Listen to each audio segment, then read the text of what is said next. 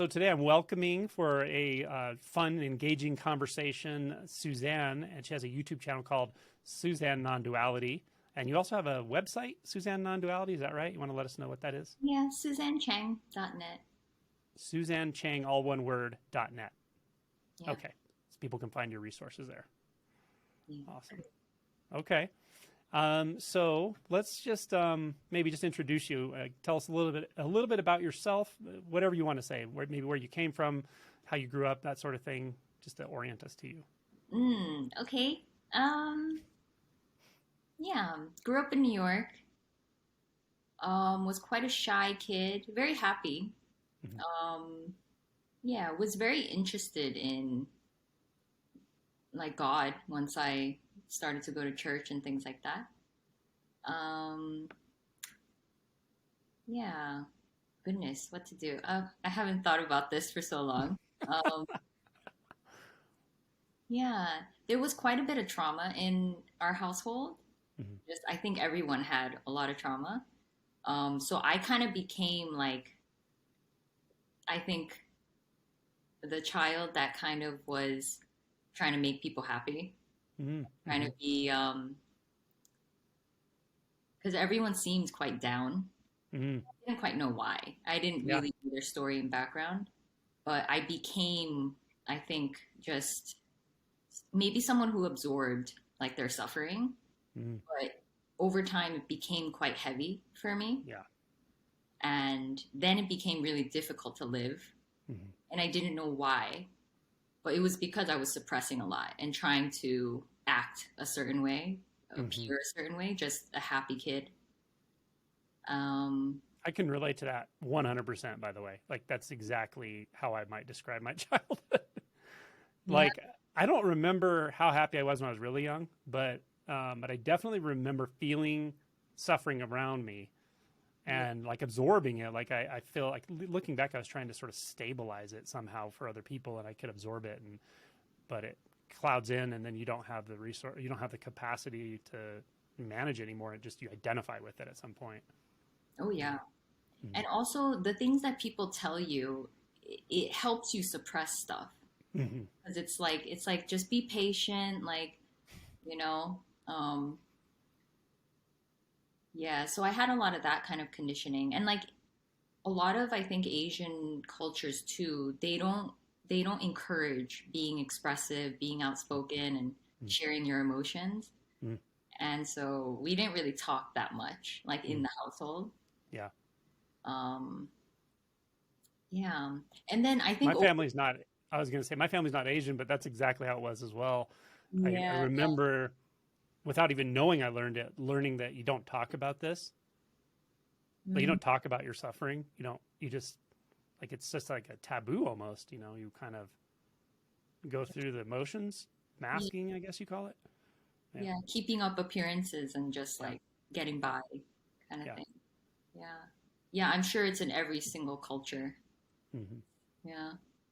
Um, yeah, and then traumatic things happened in life, and then it became really unbearable.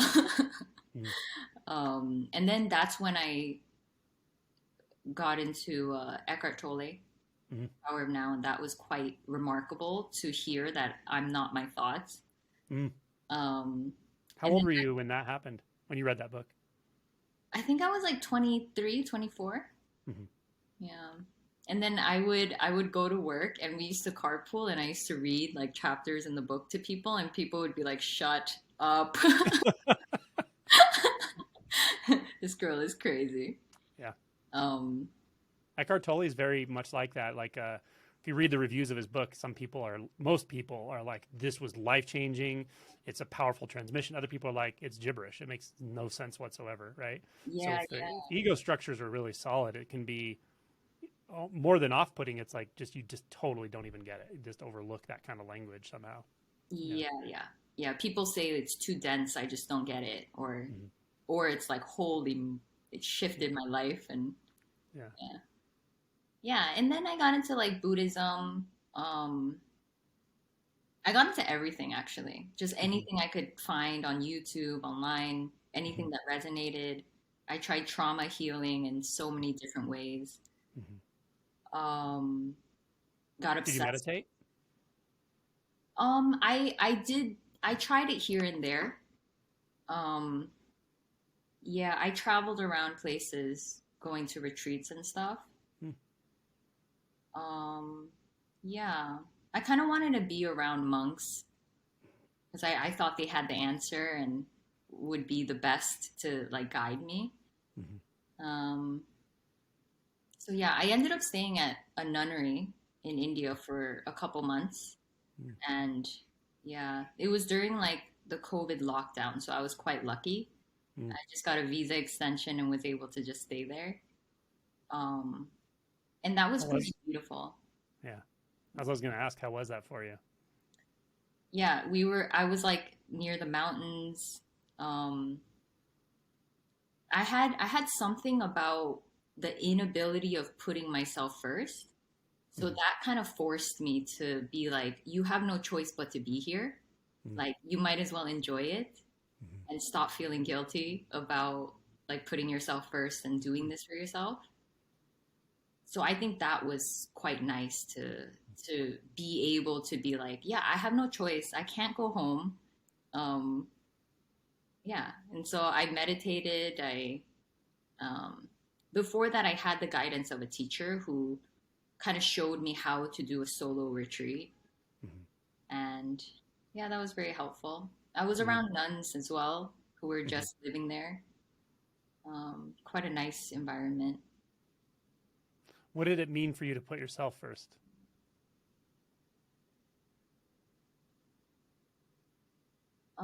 It was a it was the most difficult thing to do, Hmm. and I didn't quite know why. Um, but I feel like it's the most essential thing, Hmm. especially if you're just programmed to constantly be there for others. Hmm. Um, you're gonna be so depleted, and yeah, it took so much time and so much just being with my own sensations and emotions to really process through all the layers that had been suppressed. Hmm. Um, so yeah, I mean that took years, I Yeah. think. So many people are going to relate to that for sure. I can definitely relate. I think I learned it in different ways, but I definitely had and have that tendency. Like I can absorb suffering. I can. It's very easy for me to put other people's comfort first. So I've had to learn like practical boundaries about that, structuring my life in very practical ways in every area of my life. Now I'm pretty used to it, but yeah, that just giving yourself permission to address that most essential part of yourself, that fundamental question or sense of I, even as a starting place, is so valuable and so important. And I feel like that's one of the things I try to say all the time. Like you can look there, you can go back to that. It's there for you. It's waiting, and give Mhm. yourself permission to do that. But Yeah, anyway, I resonate very deeply with what you said. yeah. And I needed to feel the guilt of that. And I think I felt guilt every single day Hmm. doing that. And yeah, I What's the guilt? What do you think the guilt is about? Not even you personally, but just the guilt around that we have as humans or some humans around yeah. giving our some part of ourself attention that needs it. Well, I think we're so externally focused that if we're not showing our worth externally by being there for others, by doing something, by achieving something, becoming something, then, who are you? Like, what's your value? What's your status in society? Mm-hmm. And so to really just be able to be, like purely just be, is very uncomfortable when everything around you is telling you to do something else. Mm-hmm. Um, yeah, so it's quite a big challenge, I would say. Mm-hmm. Kind of So you comes. sat there and processed emotion for a few months, huh? Sorry, what? Well, I think I'm going back to you were in the nunnery. You sat and processed a lot of this emotion. Um, Yeah. I I think it was, I don't know if I processed that much during that time. It was um I remember telling my teacher like I feel guilty not being there for my mom, or not making my mom happy. And she was like, "Who said you have to make your mom happy?" And then I was just like, "Oh." So it was a starting point, you know? mhm. It was a starting point of like, "Oh, I don't have to make her happy." And even that little thing was I think groundbreaking for me. Mhm. Um, but after that, I think then became, there was more openness to process the emotions. Mhm. I don't think I was quite ready to go that deep at that Mhm. time. So then I found a different teacher who really emphasized be in your body. Mhm. You have to be in your body. Um, and yeah, I did that for a couple months too, just purely being in the body. Mhm. That's a nice place to be when you're not used to it. Yeah, yeah, yeah. And if it's not pointed to you, I think for most people, you have no idea that you're not in the body. Mhm. You're just mainly here. There's a lot of energy there. The focus automatically goes there. And if you're not told to redirect the attention, you have no idea. Mhm. I think for most people. Yeah, I agree. And when you really open up to it, it's like, wow, it's like a lot in there. Mhm. Mhm. Yeah, that's what I was going to ask you is so how would you suggest to somebody who is watching and maybe saying, I don't even know if I'm connecting to my body. I think it takes some level of insight to realize you're not. When you really start to feel the direct experience of sensation, and then you start to realize, my God, 99% of the day I'm not doing that. I'm not even there, you know. I'm up here. That in and of itself is a revelation often. But once you know that, once you sense that, how do you recommend somebody teach themselves to inhabit the body sense? um, yeah, I think sometimes I would say like what feels best for you. So Mm-hmm. there are different things that you could try. Sometimes you could put your attention where it's obvious that there's tension or pain or discomfort. And sometimes when it's not that obvious, you could kind of have a more general, like broader attention everywhere. You could even focus on the breath, or like I think I did different things based on what felt good in the moment. Mm-hmm. Um, and then I had to really learn that there is nothing to fear in emotions. Mm-hmm. It will not kill you. Like even if it's intense, yeah, let's say guilt or fear, um, your body is so much more capable, and it kind of knows what and how much it can process in the moment. But if you're trying to force it, that's when things can get a little weird. But like if you just allow the body to take the lead and not the mind, then like it's totally capable of doing exactly what it needs to do. Mm-hmm. I love that. Let the body take the lead. Learn to. I sometimes try to say things like, "Let the sensation overtake you," or "Let it come to you," or "Let it call you in." But it's also an intuitive process, and you have to trust the process as well. Yeah, Yeah. And I have love it. some patience, and also like have fun with it, Mm-hmm. because it could be very uncomfortable in the beginning if you're really not used to Mm-hmm. being in the body. You'll see that yeah, there's a lot of uncomfortable sensations there Mm-hmm. that you've been maybe avoiding, living on Mm-hmm. top of. Yeah, it's so simple. This that we're talking about is so simple, but it's so powerful. You know, if you just needed if you need a path, you need an attunement, and this resonates with you, especially if you're kinesthetic. I think if you're kind of person that's prone to Kundalini type stuff, like this very, very simple practice will take you so far. And it wants you to be there. You know, it's like there's something there. It starts to feel like love. It starts to feel like even just talking to you right now with it, it's just vibrating with love, you know.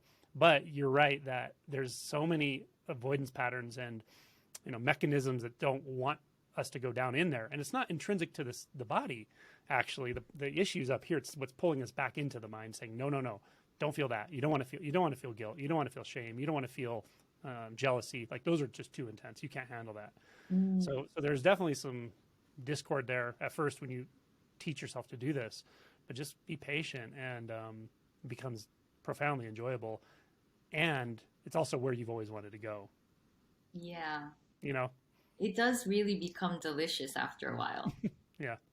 But you still, at every level, you still have to be willing to feel anything. That's Yeah. the key. And that's why this turns into an issue of identity ultimately, which I'm sure we'll talk about. Yeah. Yeah. And it's also knowing like when there is a sense of a me and a here, there is going to be judgment and jealousy and anger and hatred and like resentment, you know, happiness, bliss, whatever it is, the whole wide range of everything is gonna appear. And it's okay. It's not that you're bad or anything. It's just how it is. So how do you recommend people, I mean, this is a very general question, but with this whole spectrum of emotions specifically, when you first come in contact with an emotion that you may not even know what it is, but it's very intense, the mind is saying this is too intense, can't handle it, whether it's, you know, anger, fear, all this cascade we go through in this process, how would you orient people to working with intense emotions when they're not used to it? Comes out of nowhere kind of thing. Like, do you have a way you approach that? Yeah, if it's really intense, I would say you can express it. Like you could punch something, you could go for a run, you could just let it out of the system, you could dance, whatever. I used to shout into things. So it's not like you just have to be with like, if something just wants to be outwardly expressed, not to people, but Sure. and that's fine too. But yeah, if it's like, let's say guilt, like a real tightness, or shame or something like that, you could either go directly into the pure sensation of it, and it's just energy. It's just energy. The mind's interpretation is not really what it is. So you could do that, and then you could journal about whatever is, you know, what story is appearing.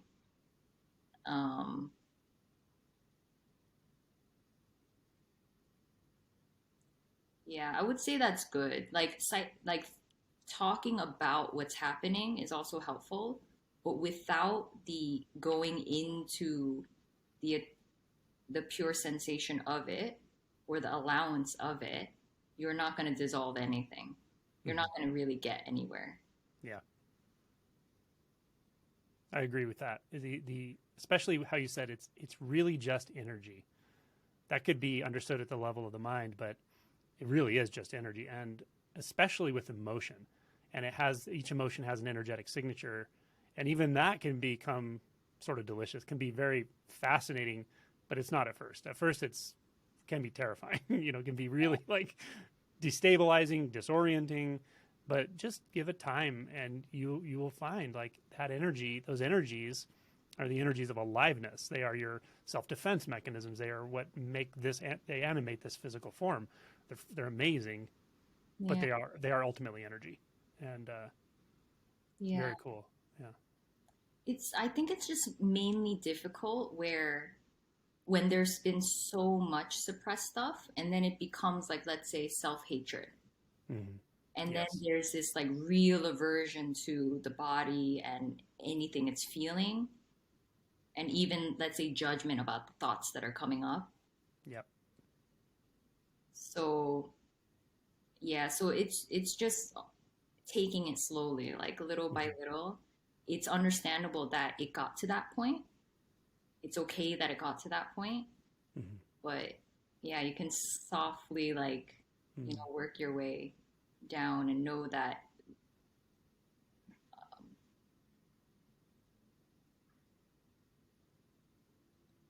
yeah, the mind is just mean, it's Hmm. mean to itself, but Hmm. You know, when I contacted you, I said, there's something that sticks out about you to me. I've watched a handful of your videos, but it's this right here, actually.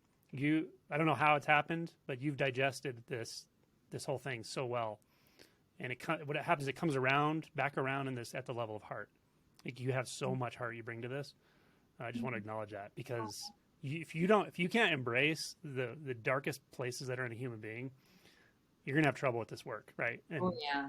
I mean, like, and when you said like self hatred, I've come in contact with self hatred in myself and in others, and you have to get to the point where I think you can find a way to even embrace that and see what it is and hold it, and that's where I think the role of someone who can be supportive in this process is so important. And it may not even be a non-duality teacher. It may just be a really, really good, very heart-based friend that can hold you when you're going through the darkest shit and you have no fucking clue what to do with it. And your non-dual teacher is telling you it's not real. There's no one there. There's nothing happening. And you're like, your head's going to explode, right? That's when you would need that heart-based teacher, Mhm. friend, therapist. I don't know what it is, but there is a role for that. And it's what you're talking about. There's an energy that can be so dark inside of us that it wants to just fucking destroy the world. It wants to destroy itself. It Yeah. wants to harm. You got to understand that energy. If you don't understand that energy, you're not going to come in contact with that person's deep, identity structures and so forth, and help them through that. Oh, totally. That is essential. Mm-hmm. You have to allow the dark stuff to come up because that is what the contracted energy is living on top of. Mm-hmm. It's so in fear of that stuff and it Mm-hmm. needs to hide it. It feels like it needs to hide it. Yeah. But in truth, a lot of us feel that stuff. Mm-hmm. It's not a weird thing, it's not a bad thing. Mm-hmm.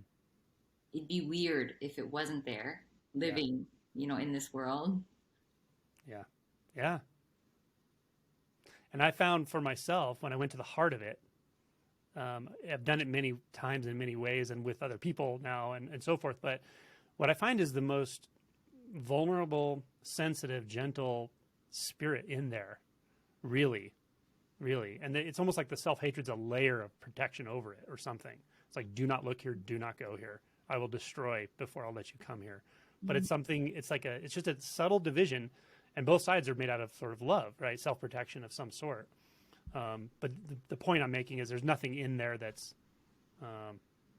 in there you need to fear ultimately, and there's nothing in there that's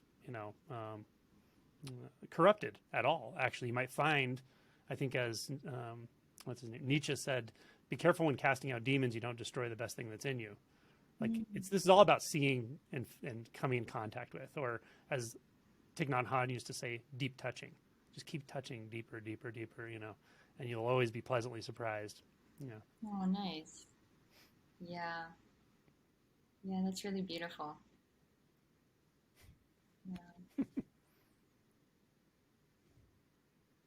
Yeah, I'm very familiar with self-hatred, shame, because there was a lot of trauma here, like in so many different ways that, yeah, it's so easy to never show anyone that stuff. Mm-hmm. Just live in your own suffering. Mm-hmm. Just hope that it'll go away. Yeah. Yeah. But yeah, the most beautiful thing is to actually, when you feel safe enough, like, and sometimes it's not that you feel completely safe, but it's more like, because it'll always be difficult to expose Mm-hmm. that stuff no matter what. But sometimes you can sense that it will be received in a nice way if you expose this stuff. It won't be Mm-hmm. judged and ridiculed. Yeah. And to be able to do that, like the relief in that, Mm. can be phenomenal. At least Mm-hmm. that's what happened here. When Mm-hmm. I felt like I could expose it and Mm-hmm. also feel the shame of expressing it, expressing the truth of it, letting the shame be there. Like that is beautiful. It's a relief that you can't predict. The amount of relief there is it's not predictable because you have to go through it. Yeah, Yeah, yeah, exactly. I love it. Yeah.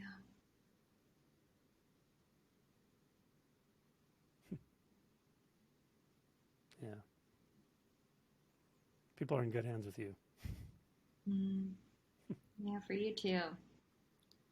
Yeah, just try to give them space, you know. And what you just said is what I really try to characterize in my book, but also like in retreat when they're up on stage or coming to talk one on one, or it's just like everything in you is safe here, even if it feels completely unsafe. Like I will find a way to make this space safe for you to unpack it, Mm. to feel what you need to feel, to come into contact with whatever you need to come into contact with.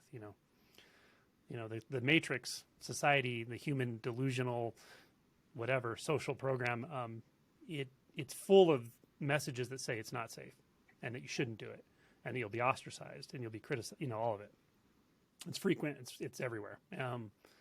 But if there's one reason this was worth it for me, all this unbinding, all of letting go of everything, all the shit I've gone through, it's just to just offer that possibility to anyone else who wants to look there.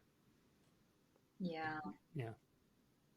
And I can say um this past year-ish where really the walls were just coming down and I had no choice but to it was just all the insecurities and that was it.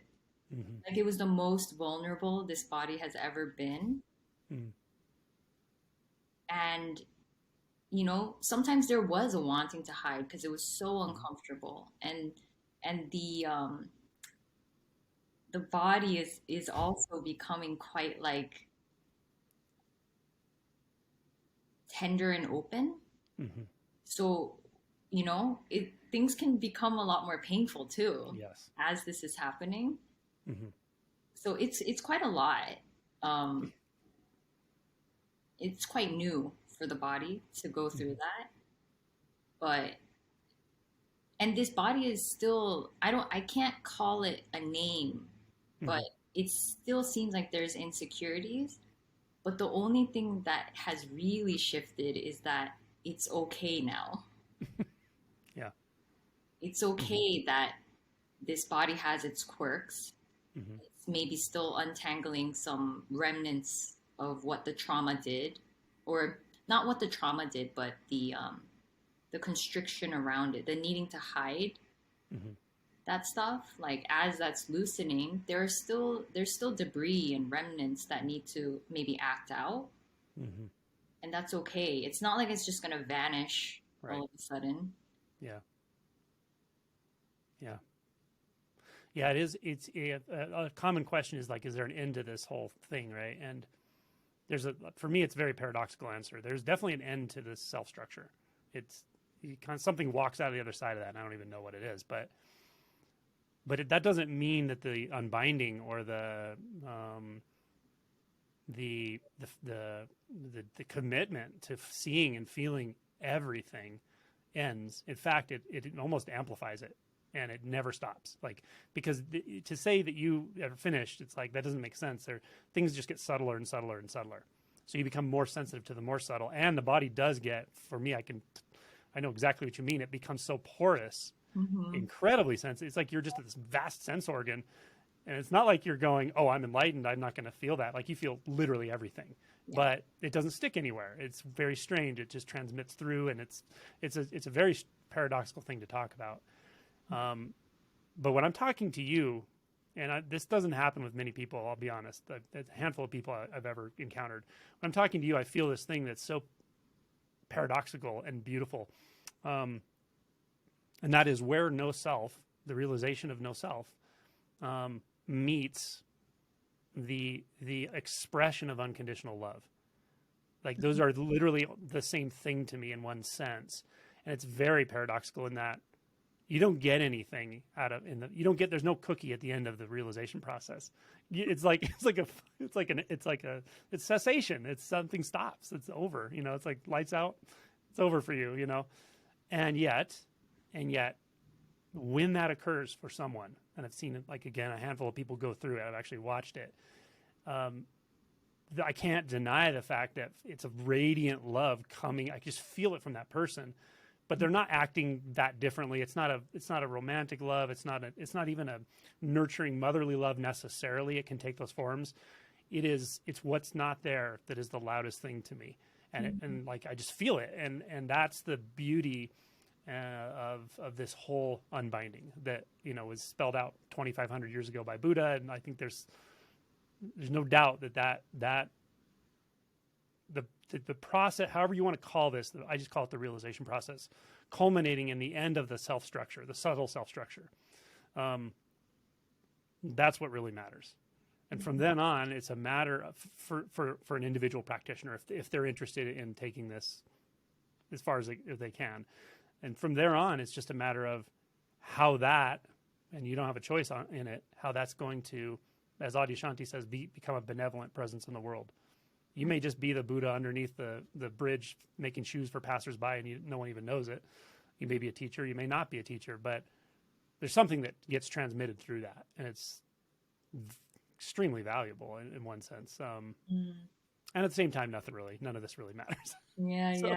very paradoxical. Anyway, I just wanted to sort of say that, and I definitely felt it in you. Like, I saw your video that went viral, the hidden cost, or nobody talks about the cost of this, and you were very clearly pointing to the realization of no self, and what that is like, what it's like to live in this world. And then I watched maybe a couple videos after, but I'm like, yeah, but I can just feel that love just beaming. This is not a compliment. I'm not trying to say anything like that. I just want to point it out because it's very important that, for me, it goes back to what my Zen teacher said. I've quoted this so many times, but I loved it. And he said, ultimately, this just comes down to, and he's always talking about realization, this comes down to living out of the innermost promptings of your tender and loving heart. But without insight, you'll think you're operating out of the innermost promptings of your heart, and you'll be operating out of the outermost promptings of your deluded ego. And that's where they have to come together. Like, you can talk about love all day long, but without the insight, without getting through your identity structures and dissolving the illusions, you'll be fooling yourself, Anyway. That's beautiful. Wow. That was beautifully described. Yeah. Anyway, so I sense it in you full on, and it's great. Oh, thank you. I know what you've been through. Yeah. Yeah, it's not easy. This No. this is a complete and utter loss of self is like beyond yeah, it's indescribable. And you're right. There is just this something that disappears, and then what's revealed is just everything. But yeah, the revealing of it is quite painful. Yeah. Beautiful Yeah. and painful. Yeah, there's no, like, if so anyone interested in this, the no self subject. And by the way, when I talk about no self or anatta or whatever, I just want to clarify for anyone watching, there's an initial experience of it that can happen with a deep awakening. That's not what we're talking about. This is a very, very fundamental true cessation in what you can't even know how deeply rooted it is until it's gone, is how I might say it. But I think you do. Some people taste it. Some people just believe it. They learn about Buddhism. They're like, oh, I know there's no self. And it's like, well, that's fine, but that's not what I'm talking about. When I talk about the realization of no self, it's as deep. It's a shift. It's as deep as it could ever possibly be, because not only do you disappear, everything disappears. Like, the sense of ever having a possibility of solidity or something inherent or real, a world itself, like, it's gone, right? Yeah. Yeah. It is really a complete annihilation of what you thought your world or the world was. Hmm. But yeah, it's not just, it's totally energetic, a complete Hmm. energetic shift. And yeah, then you're not able to see any solidity anywhere else, Hmm. no individual anywhere. Yeah. And what goes, and when you said it's can be very difficult, and it is, but it's also completely natural because there's no other way it could be. But one thing I want to point out about, if anyone's wondering why that's difficult, it's difficult because you don't realize how much the self structure is used to attenuate Mhm. experience, to avoid experience, to convince yourself you're modulating your experience, making it feel better and stuff. You're not doing any of that shit, but it's very hard to notice you're not doing it until, as long as there's something there that feels like the center of experience or what's collating experience or having an inner world where you retreat to. That's gone, right? There's nowhere to retreat. Yeah. There's nothing to retreat, nothing to do the retreating, if that makes sense. Yeah, yeah. You're completely blown open and there's nowhere to hide anymore.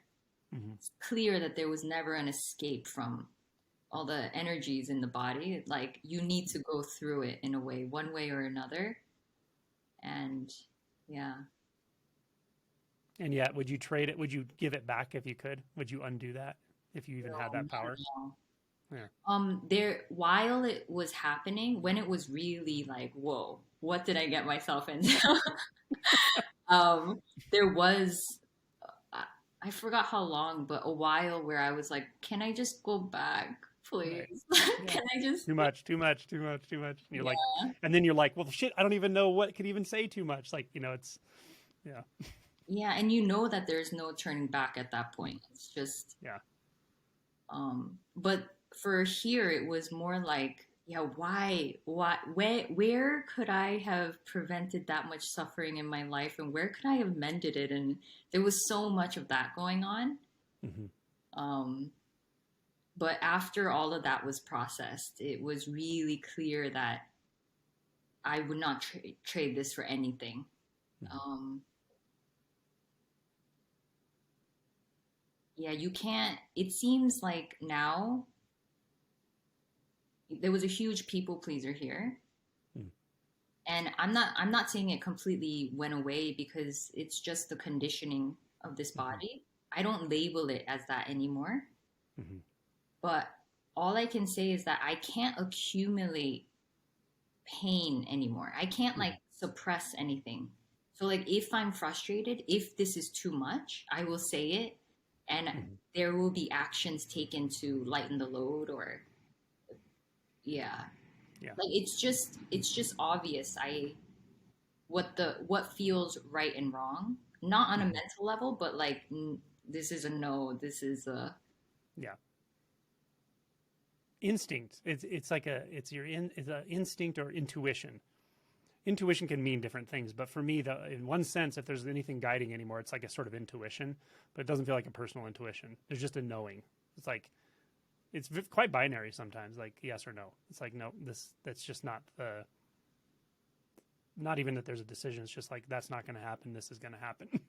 There's something that just knows, and there's an utter trust in that now, which is interesting. Even when I know I'm going to have to do something or say something to someone that's going to be really uncomfortable, it doesn't happen a lot, but on occasion it does, like in work situations or whatever. Like I'm going to have a conversation that is just not going to probably go well. I'll do my best, but it probably isn't going to, that person's not going to receive it well. And yet there's nothing that there's no way I can imagine not doing it to where I can like get myself out of it. I just have to do it and I just go do it. So it's a simple way to live it in really is that sense. so simple. Yeah, it's very direct, very immediate. You know, the you can't really play any games. You can't the psychology really can settle down. Mm-hmm. It's much more simple. It's not Mm-hmm. that thoughts stop.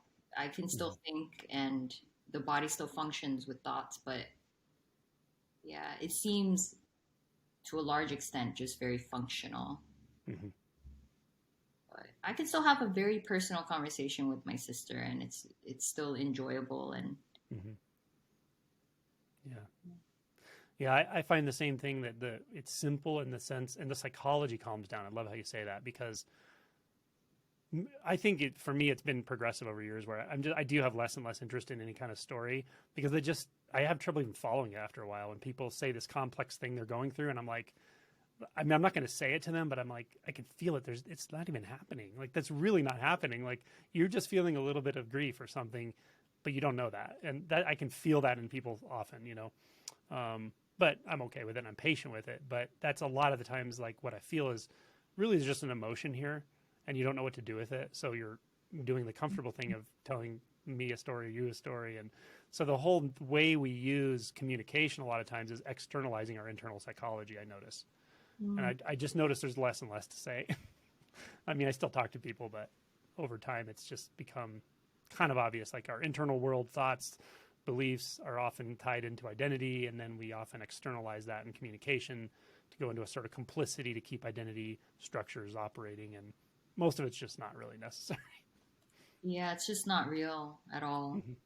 But you're right. Like you can just sense where a person is generally at, and if they're intensely suffering, then yeah, Mm-hmm.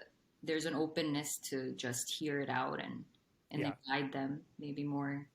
Yeah. You know what's interesting? I found this is just a very practical aside. I don't know why it took me so long to realize this, but like for a long time, it was challenging when I'm talking to someone and they're just talking. But what I really feel is agitation underneath, or I feel their discomfort, and I know it, and I can feel it, and I can vibe with it, and I'm okay with it. But I'm like, finally, it just dawned on me, like, what do they want? They want to calm down. They want to feel okay. So I learned to just like touch them, like literally just put my hand on their shoulder, or Oh, like in a simple way. And because in our society we're so not about physical contact a lot of times, um, it like sneaks under the radar or something, and I just feel them. They just calm down, like in a very simple way on the even at work, like on the shoulder. I'll give them a hug or something, and it's like they just calm, and then they stop talking, and I'm like, oh, okay, you just wanted to feel okay. Maybe you just needed a hug or contact or something words can't really provide. You know what I mean? So yeah, that's really sweet. yeah, yeah, um, yeah. People are simple, really, even if the language is complex. Mm. We all want the same. We want to feel okay. We want to connect. We want to relax. Really. Simple stuff. We also sometimes just want to be told that, yeah, how we're feeling is okay. You're Hmm. allowed to feel that way. Yeah, yeah, yeah, yeah. Totally. So we didn't talk much about techniques or approaches that you might have taken, like inquiry, or if you did at all. I don't know if you did. You did talk a lot about putting attention in the body, which is in and of itself extremely valuable, I think, if you really get what that means. Did you use inquiry methods at any point, self-inquiry, anything like that? I did everything, Hmm. everything. um, yeah, I asked, mm, I would do a lot of like resting as awareness Hmm. and then including the sensations. Um, and yeah, I would do the self-inquiry, like who's thinking, I'm not the body. Um, and over time there would be like, yeah, just walking happening and then a little thought like who's walking? No one's walking. It wasn't very like intense or intentional. It was more happening in the background. Hmm. Um, so I did those things for a while. I think the thing that helped, how that helped was, um, I could see more and more, like when the body's resting and let's say you're meditating or just sitting there, just being, it's just obvious you're not producing the thoughts. They're just Hmm. coming. You're not producing the sensations. They're just happening. Hmm. So when you kind of step back from the excess doing, then it's just obvious the body is doing everything on its own. Hmm. So I think seeing that kind of over and over Hmm. was helpful. Hmm. Yeah, for sure. You mentioned it a couple times, and it is a really important insight early on, and often comes with that first awakening is really seeing clearly that you're just not your thoughts. You're not defined by your thoughts. Whatever the heck you are doesn't matter really at that point. but you're not your thoughts. You're not anything you've ever thought about, anything you've believed about yourself, like all those thoughts, and however you can get to that, whether it's observing thoughts or resting as awareness or inquiring into who the thought's actually referring to, all of those have the same effect. Or just reading Eckhart Tolle's book, right? Because he's really good at talking about it. But that insight, that man, just once you see clearly enough times that you're not your thoughts, something does shift. Like this, the experience of identity changes completely, and it's more expansive and whatever. And then the deeper insights come later. But yeah, Yep. yeah. I remember it was kind of slow and not that linear, but I remember thinking there was so much energy here, like pressure. And then when I started to do those kind of practices and evening out the energy, so it's not just concentrated here. Um,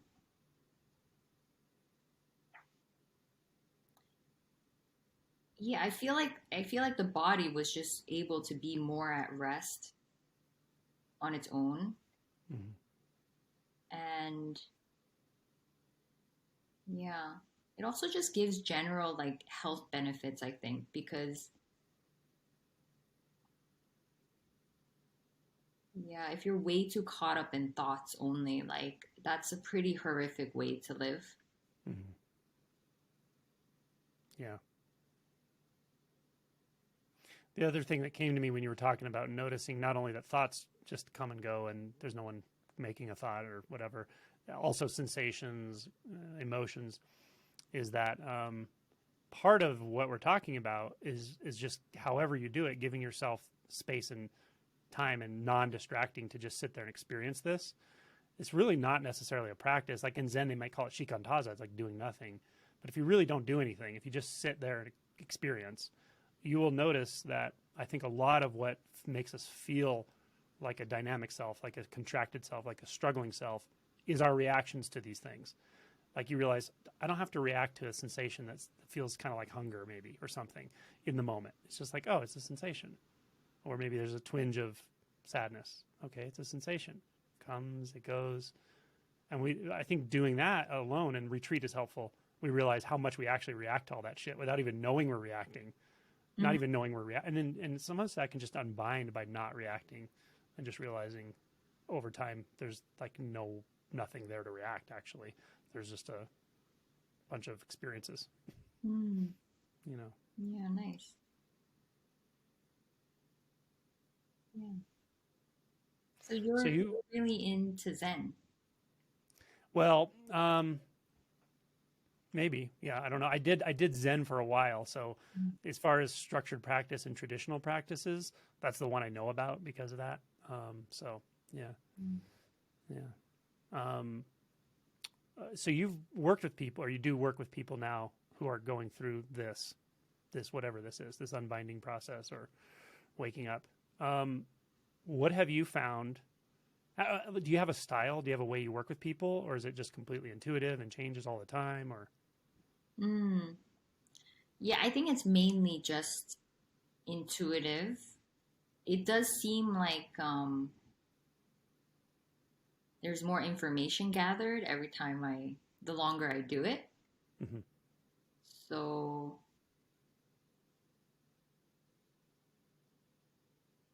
it also depends on where they're at. mm-hmm, Some people just want information. Um, some people don't want to, completely dissolve yet. They have no interest yet. So yeah, I think that's fine.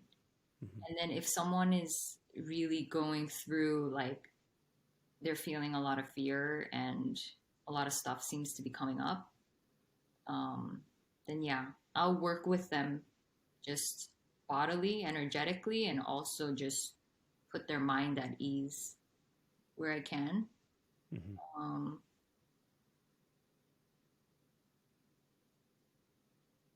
yeah, because everyone is so unique as well, so they'll bring up their own roadblocks that are mm-hmm, there. Um, and it's a lot of it is a little bit like we're so used to seeing the conditioning and the patterning of this body a certain way. Mm-hmm. usually as bad and wrong, and that this needs to change and it needs to go. Mm-hmm. And most of our lives, we've been told that it can change. Mm-hmm. You need to do this to make it change. You need to be like this. Mm-hmm. So I kind of sometimes want to soften that and say that your body is just the way it is, Mm-hmm. and kind of deconstruct like what makes it wrong, what makes it bad, Mm-hmm. and what makes you hate that thing and want to change it so badly. Mm-hmm. Um,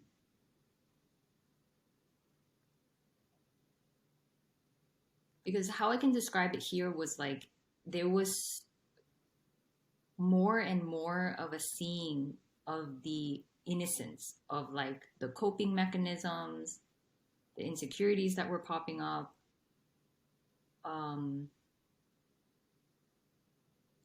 like I'm talking about more around the end where there's so much vulnerability and rawness, and sometimes the body goes back to certain coping mechanisms and stuff. Like it's just such a tender time, and I during that time I needed to be like extra kind Mm-hmm.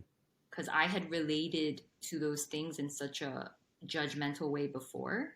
Mm-hmm. But now it shifted to like, this is just how the body is right now.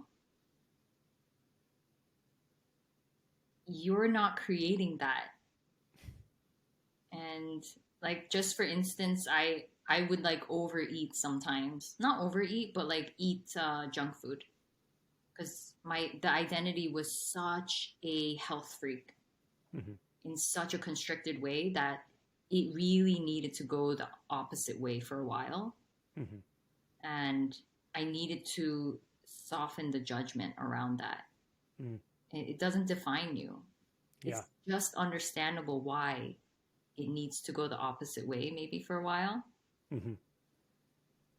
So just little things like that, it Yeah. can just soften the like, why is this happening? I don't like Mm-hmm. this. Yeah, I love that. I love it.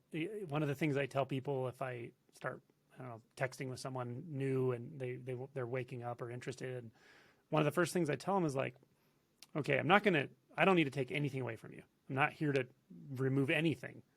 Just because I think it's a preconceived notion, I'm going to get rid of some self or something. And I also tell them like, and I'm not going to add anything to you because you're just fine. You don't need anything added to you, information, knowledge, anything. So don't expect me to do any of that stuff because that's never what I'm talking about. But I love that you said it's really just learning to trust yourself, your experience, and that it's okay. Like, but so much of our conditioning is about controlling. It's about control, right? Controlling your mood, controlling your body, controlling your intake, controlling your work ethic, control, control, control.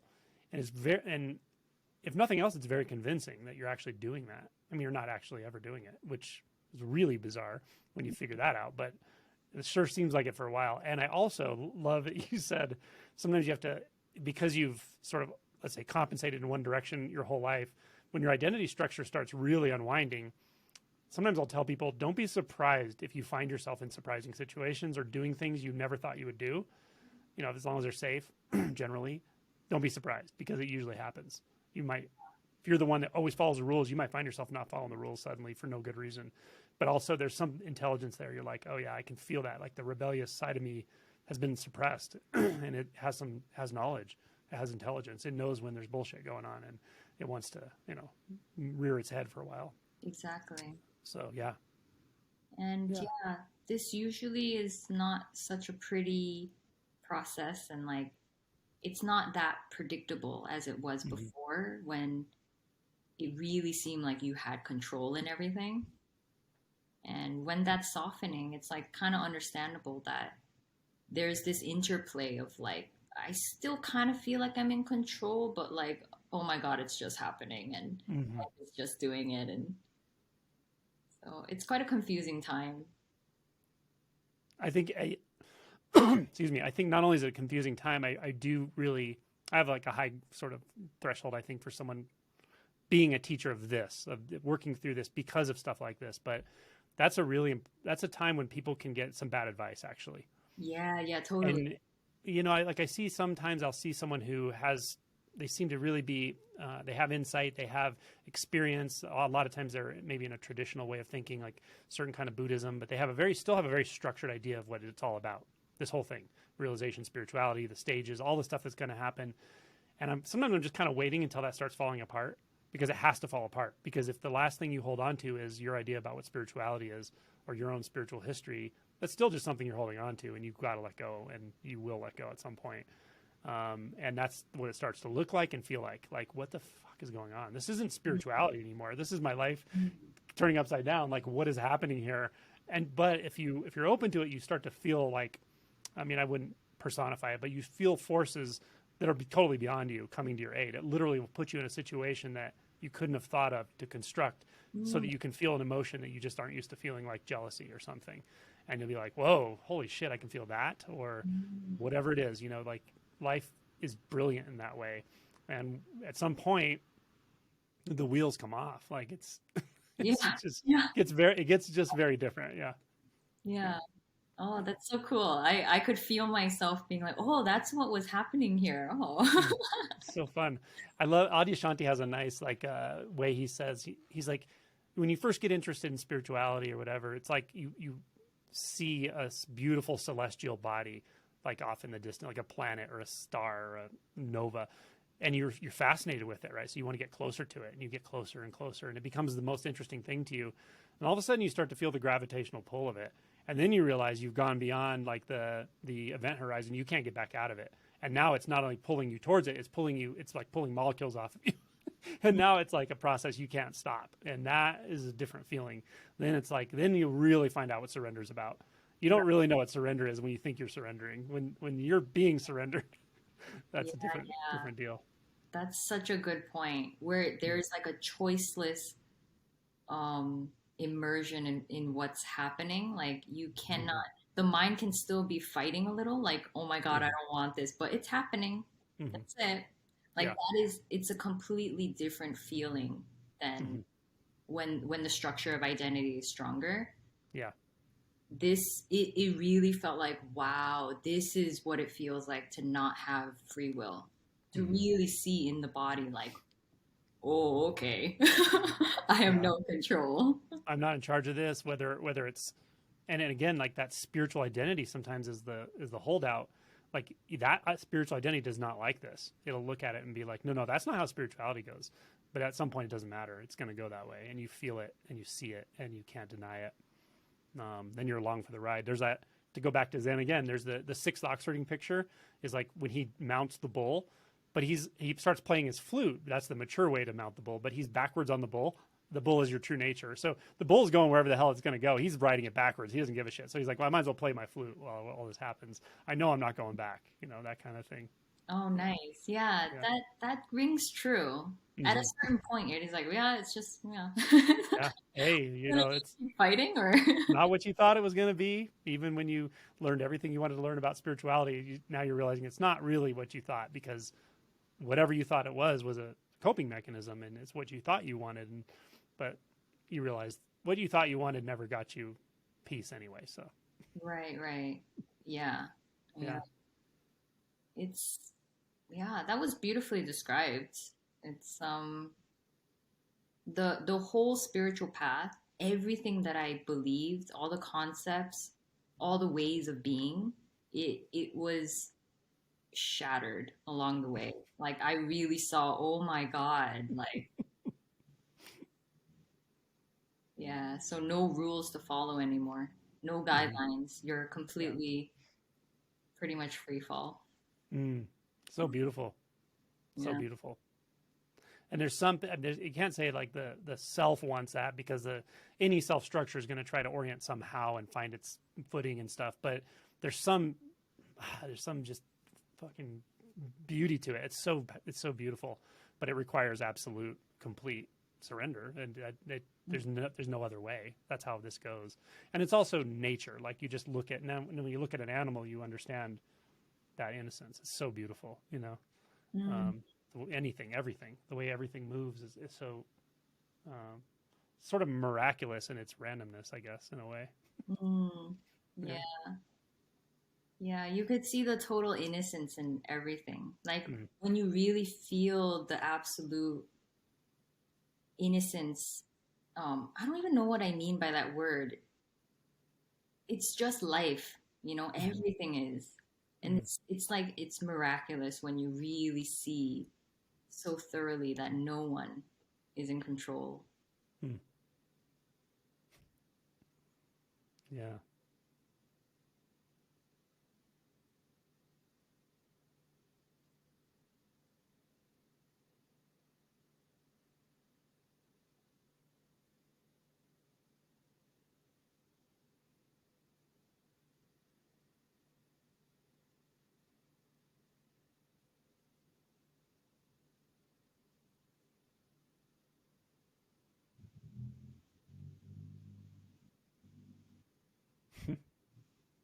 Beautiful. Yeah. Well, I think we can end on that note. Yeah, that was very lovely. That was wonderful. Wonderful. Yeah. Um, we'll put your any links you want underneath the video so people can find your resources if they want to work with you. What else do you offer? You do one-on-one stuff with you have a bit of a backlog, I think. Yeah, I have one-on-ones. I do Patreon every Mm-hmm. Sunday. Yeah, I'm starting an intimate meeting on Saturday once a month, where it's unrecorded, so people can be more open and expressive if they want to. Awesome. Cool. All right. Well, anyone out there who's watching who resonates with Suzanne, you're going to have a good experience interacting with her, but be ready to wake up. That's all I'll say. Yeah, Don't beware. go messing around unless you really want to wake up. Thank you so much. I really appreciate your time. It's been awesome. Yeah, thanks so much, Angelo. It was a Mhm. pleasure. Yeah.